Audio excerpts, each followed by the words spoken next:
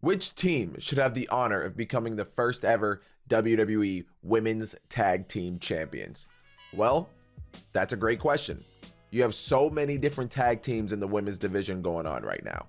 You have the Boss and Hug Connection, the Riot Squad, the Iconics, and many, many more.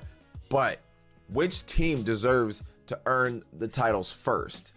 And of course, this video is all of my own thoughts and opinions. So if you don't agree with anything I'll say in this video, that's completely fine. Make sure your thoughts are heard in the comment section below on which team you'd like to see become the inaugural tag team champions. And with all of that out of the way, let's get started. And make sure to subscribe. It helps your boy out greatly. First off, I have a question. Will the champions be on both Raw and SmackDown Live? If so, I'm 100% on board with that. If not, there's a bit of an issue. There's not a lot of women's teams on either brand to begin with, so having two separate tag team champions could get messy. But that's a completely separate video. That's not what we're here to talk about. Let's briefly discuss most of the teams we've already been introduced to. Nia Jax and Tamina. Now, I don't want to be that person who completely craps on certain wrestlers because they absolutely work their asses off and put their bodies on the line just for our entertainment. But Nia Jax and Tamina as a tag team isn't working. Tamina barely gets a response from the crowd, and Nia Jax is still trying to ride that face breaker gimmick that no one really cares about anymore. And this isn't a team that should win the titles first. Maybe sometime down the line, but definitely not first. Mandy Rose and Sonya Deville. Now, this is a team I wouldn't mind seeing become the inaugural tag team champions. They know how to work the crowd, especially Mandy, and we've seen them work together as a tag team numerous times in the past. But should they win the gold first? I don't think so. Both women still need work on the mic and inside the ring, but that's the advantage of being in a tag team, though. You can hide the weaknesses and showcase the strengths of each individual. However, I do see them eventually winning the titles down the line. But on the other hand, I feel like WWE, mainly Vince though, sees Mandy Rose as a single superstar rather than a tag team specialist. Only time will tell though. I wouldn't mind seeing them as tag champs. The Riot Squad. The Riot Squad really kind of grew on me.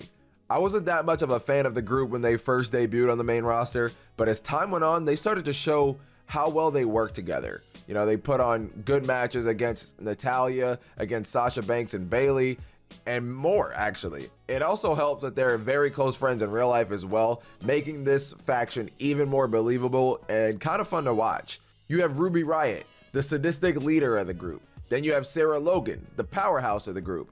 Then you have Liv Morgan, the crazy and unpredictable one of the group. The Riot Squad will definitely hold the championships at some point, but I don't think they'll hold it first. I think WWE could do a little bit more work with them, maybe make them a little more credible, give them some serious tag team feuds, have them rack up some wins, and then have them go for the titles. So it feels like a bigger deal when it happens. Kind of like build them as like the female version of the Shield, if you will, if that's how they want to do it. But that's just my opinion. Let's go to the next team. The Bella Twins. The Bella Twins are more than capable of building the women's tag team division.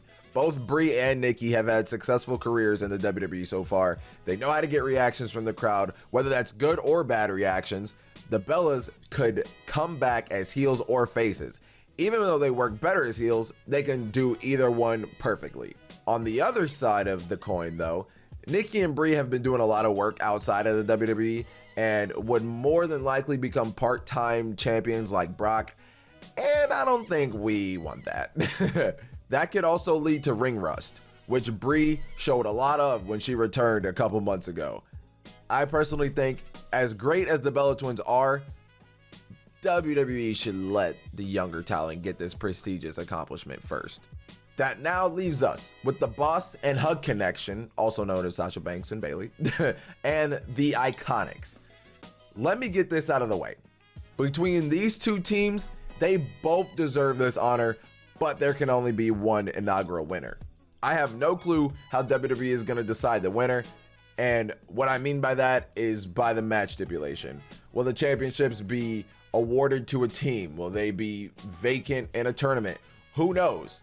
I'm going to dive into a little bit of fantasy booking here, but it'll tie into the question of who should become the first ever women's tag team champions. I would like to see the titles be won in a tournament capacity, with the final two teams being the Boston Hug Connection versus the Iconics. I won't go too crazy into the booking of the match, so I'll just give you a brief summary. Leading up to the finals of the tournament, we'll see Bayley and Sasha Banks kind of getting frustrated with each other during their matches, but they're still able to win and advance through the tournament. But during the finals, there's a bit of miscommunication between Sasha and Bayley, which causes them to lose to the Iconics. Billie Kay and Peyton Royce become the first ever women's tag team champions. After the match, we'll see, preferably Sasha, turn heel on Bayley, which will finally set up their long-awaited main roster rivalry that WWE has been teasing for so long now. Out of the finals of the tournament match, we'll get new champions that I feel most people would be okay with. Then we get a good rivalry between Sasha and Bayley. So that leaves one question. Why have the Iconics become the inaugural champions? Other than the Bellas, the Iconics are really the only legitimate female tag team. Every other team basically formed out of nowhere just so WWE can have a women's tag division. We've seen the birth of the Iconics all the way back to NXT years ago, and ever since then, they've been consistently entertaining and have been putting on good matches. They're fantastic on the mic, they're good inside the ring, and they just click as a tag team. I honestly can't see a better fit to win the titles first. In conclusion, I think Billie Kay and Peyton Royce would be a great choice of being the first ever WWE Women's Tag Team Champions. Do you agree with what I've said, or do you disagree? Make sure to voice your opinions in the comments section below. Let's make sure to have a nice and friendly debate in the comments. But hope y'all enjoyed. Go hamburger on that like button, and I'll see you guys in another video. Deuces. Now I'm giving you all of me.